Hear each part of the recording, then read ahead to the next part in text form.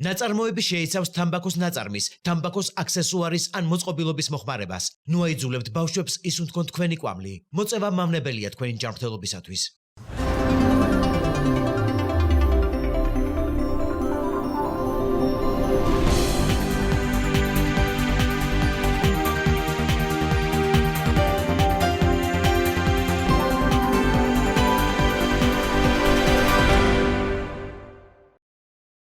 მოგესალმებით, ეს აგროსიახლეებია და როგორც ყოველთვის მე ჟურნალისტი ბელა გელაშვილი აგროსიახლეების გუნდთან ერთად რა თქმა უნდა გიყვებით ყველაფერს, რაც აგროს და გარემოს ეხება.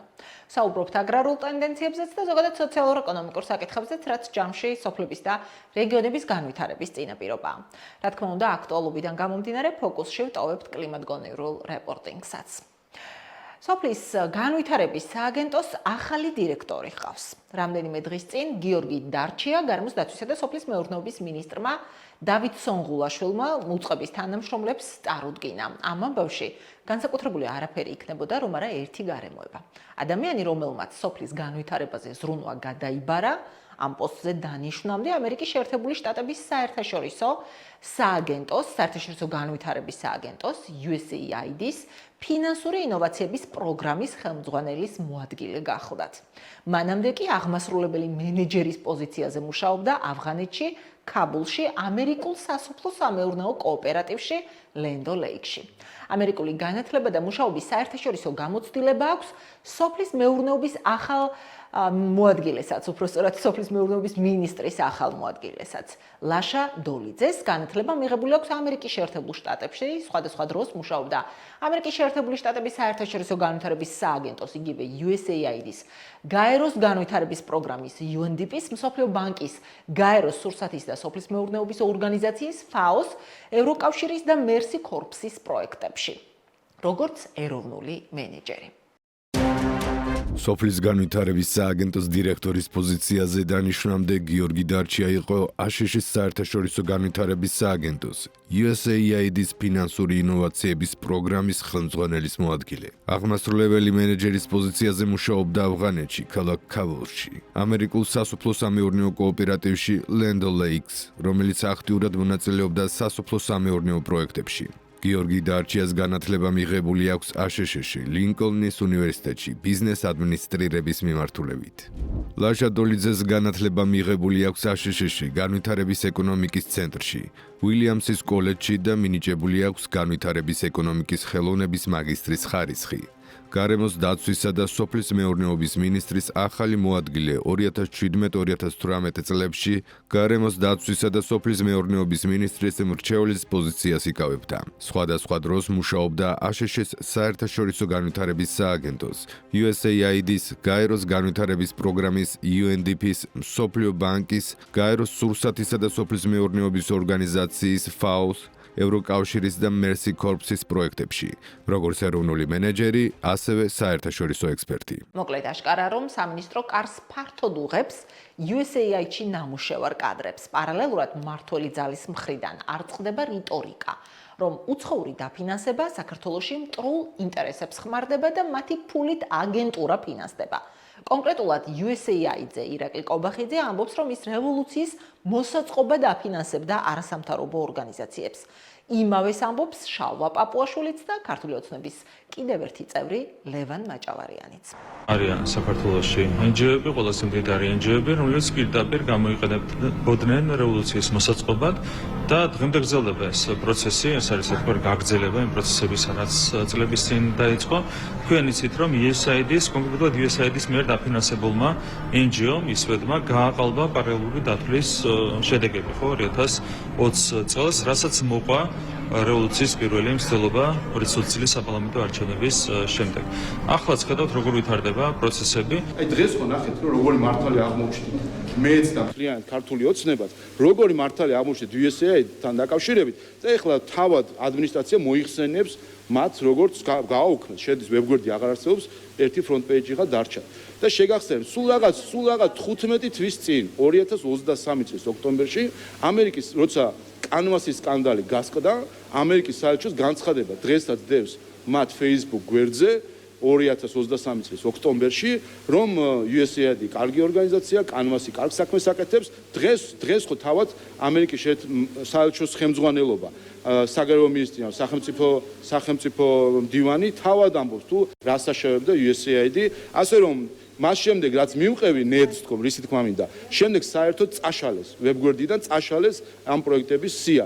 თქვენ რო გაპროტესტებინეს თქვენახევრის განმავლობაში ქართული კანონი და გაძახებინეს რომ ეს იყო რუსული, რას გეუბნებოდნენ? გეუბნებოდნენ რომ თუ ჩვენ ამ კანონს მივიღებდით, აუგზავნებდით მედია საშუალებებს, აუგზავნებდით NGO სექტორს და როგორ შეიძლება ამ კანონში მოხდესო მაგალითად USAID და NED, რომელიც ამერიკული ორგანიზაციები არის. დღეს რო ყველაფერი გაიშიფრა, ერთი წელი გავიდა, არავინ არ აგვიგზავნოს. თვითონ ამერიკამ გამოაცხადა USAID და NED დამნაშავე ორგანიზაციებად. დღეს მაინც არ გიჩნდებათ პროტესტი იმ ადამიანების მიმართ, როგორც შიდა აქტორების, ისე გარე აქტორების მიმართ, ვინც ესე გატყუებდნენ და ესეთი ტყუილი შემოგთავაზეს და თქვენახევარი ქუჩაში დაგაყენეს. ჩნდება კითხვა.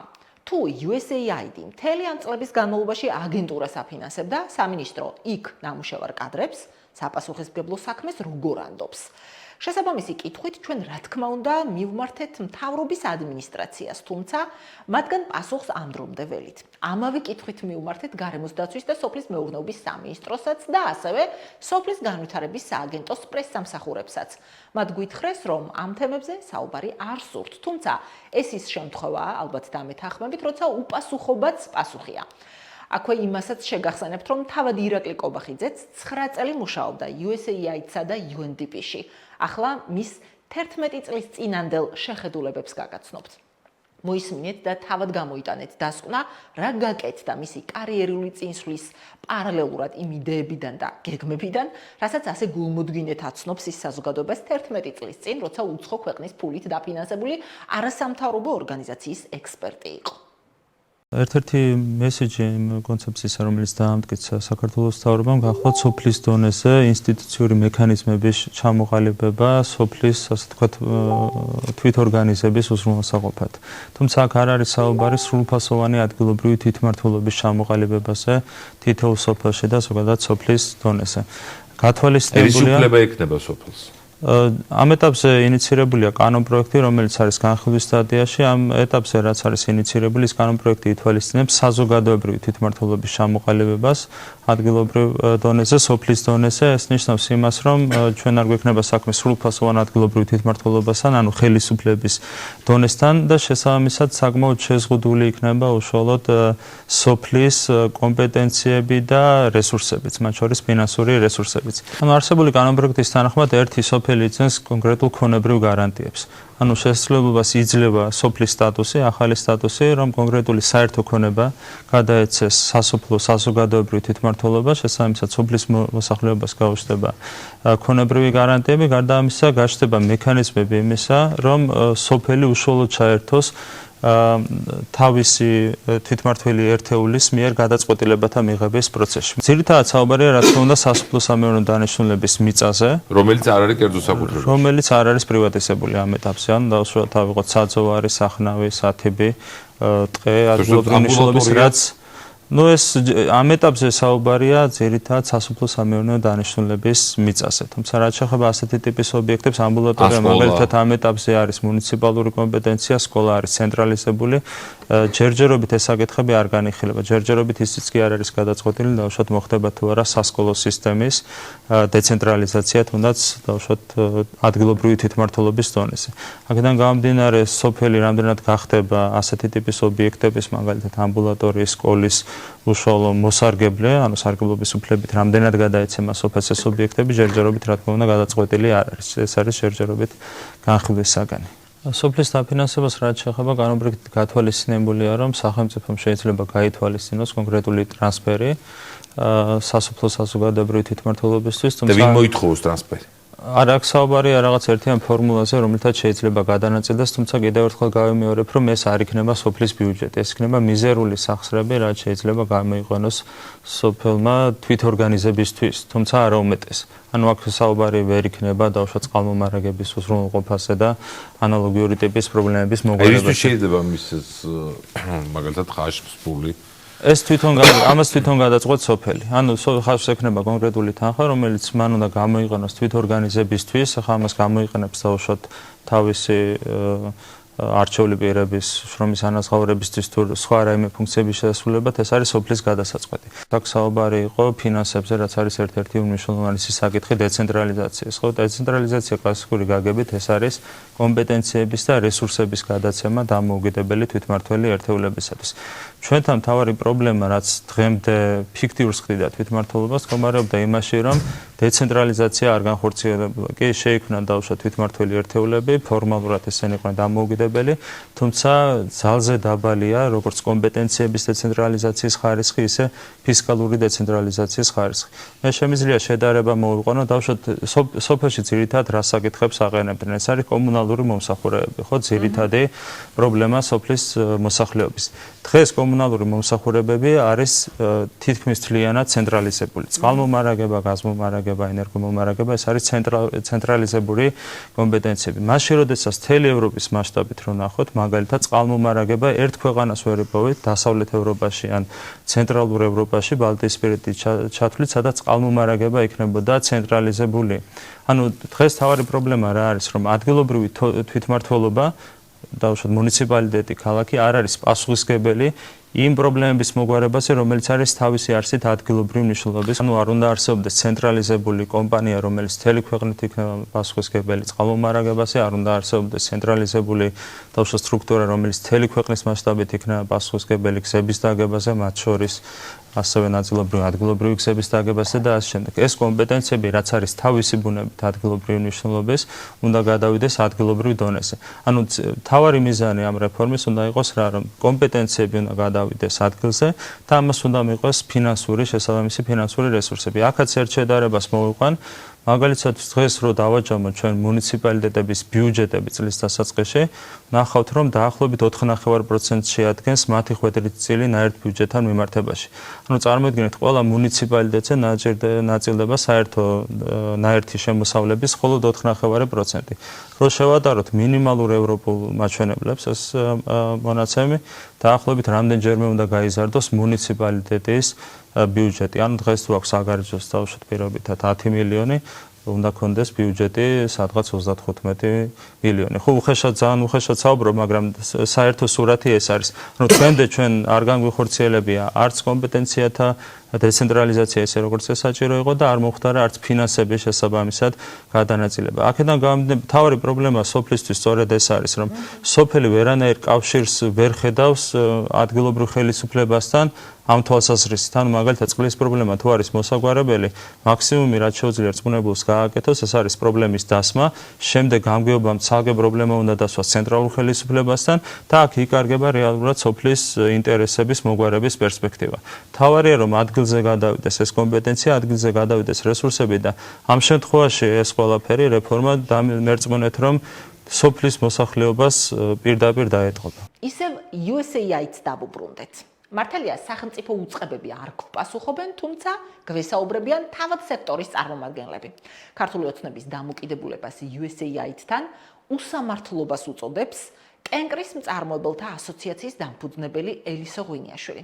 მისი თქმით, სამინისტროდან USAID-ში კადრების როტაცია უცხო არც აქამდე იყო და ოცნების ორმაგი სტანდარტი დონორების მიმართ სოფლის მეურნეობას აზარალებს.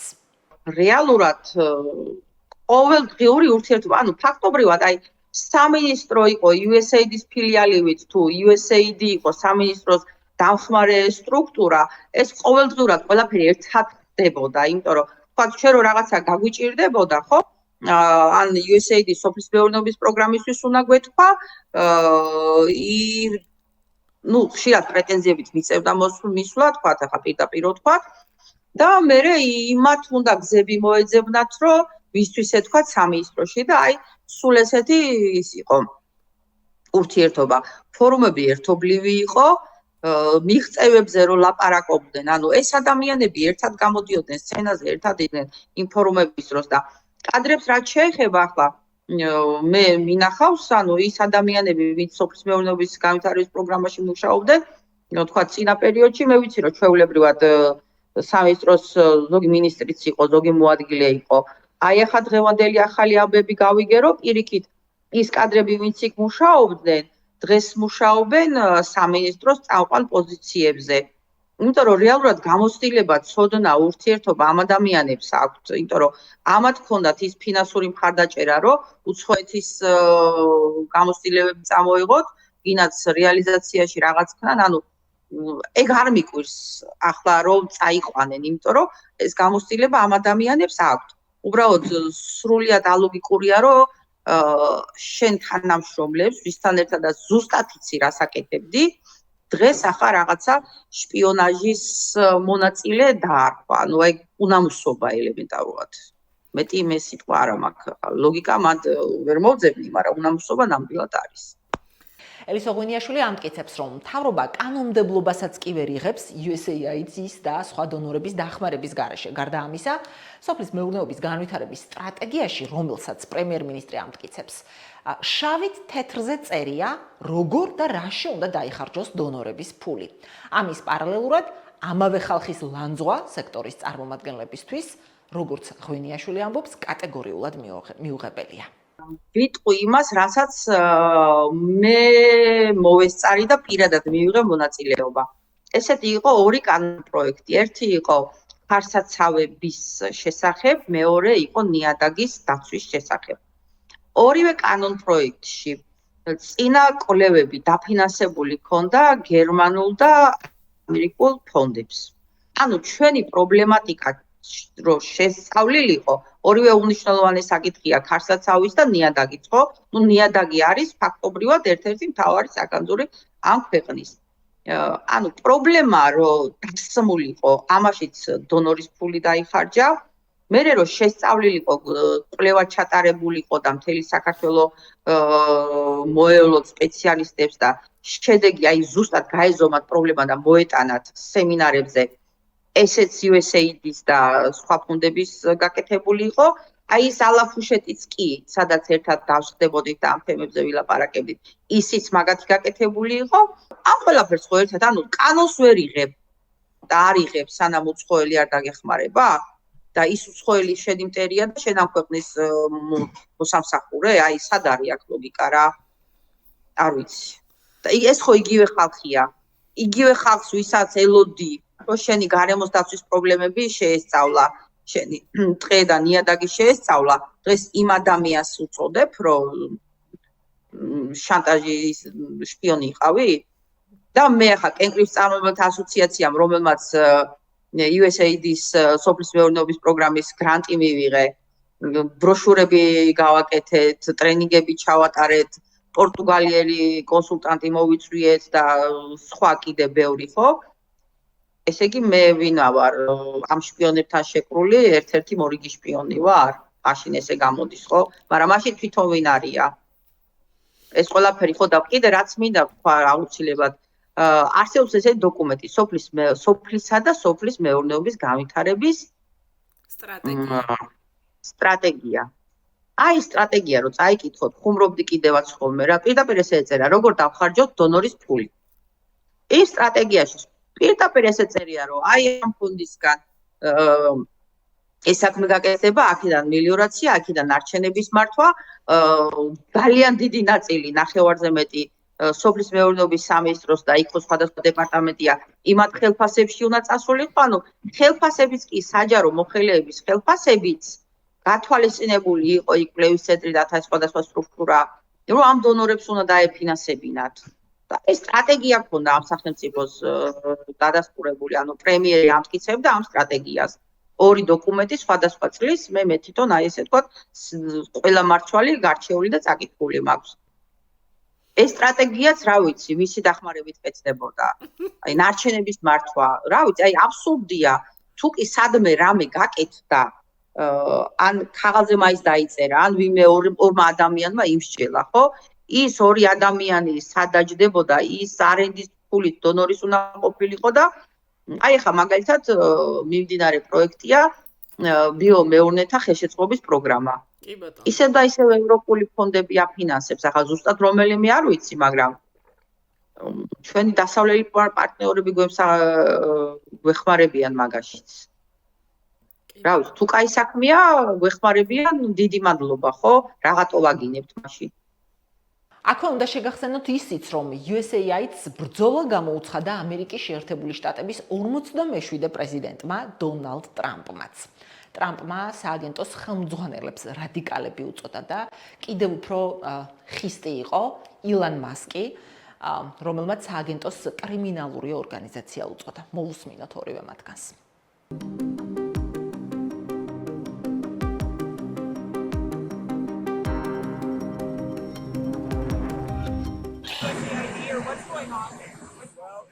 It's been run by a bunch of radical lunatics, and we're getting them out. USAID, run by radical lunatics, and we're getting them out, and then we'll make a decision.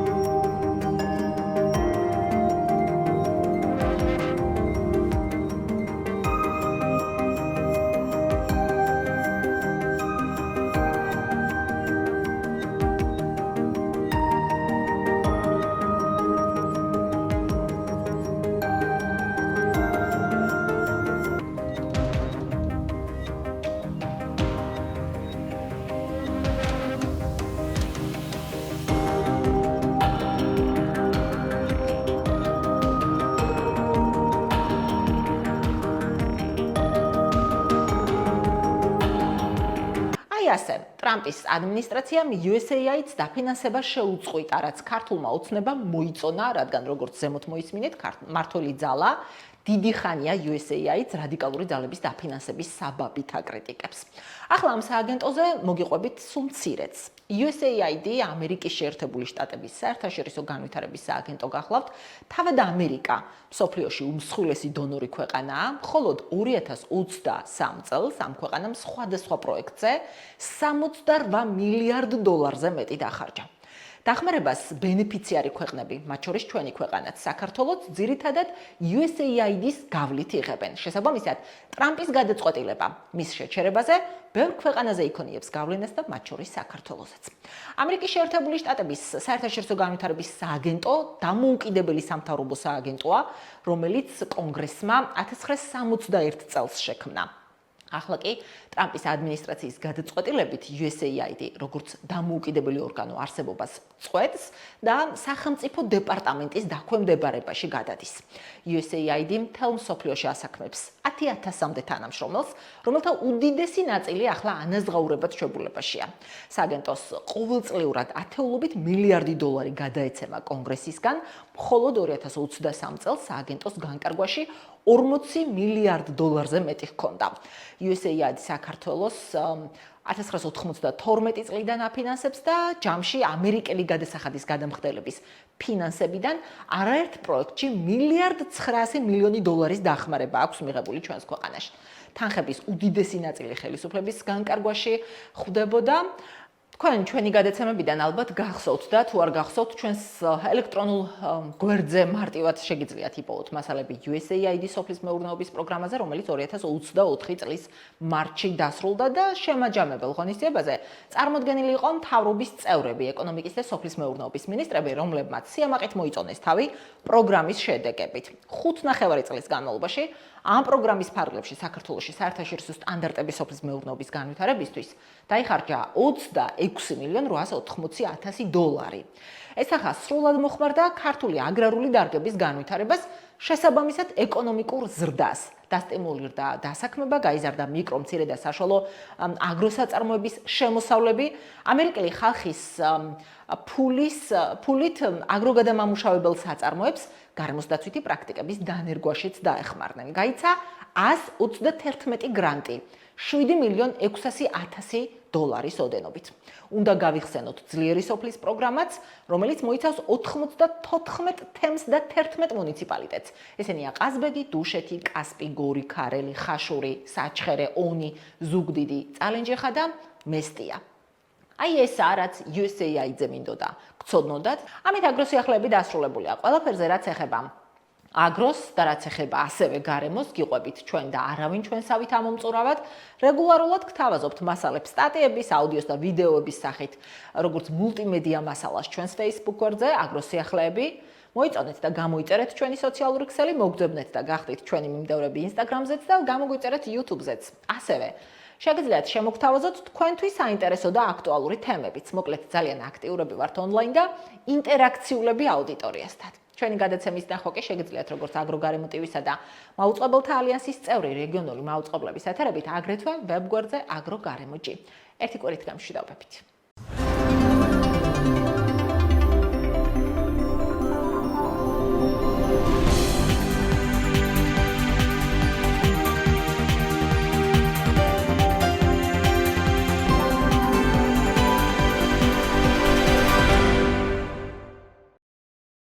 ნაწარმოები შეიცავს თამბაქოს ნაწარმის, თამბაქოს აქსესუარის ან მოწყობილობის მოხმარებას. ნუ აიძულებთ ბავშვებს ისუნთქონ თქვენი კვამლი. მოწევა მავნებელია თქვენი ჯანმრთელობისათვის.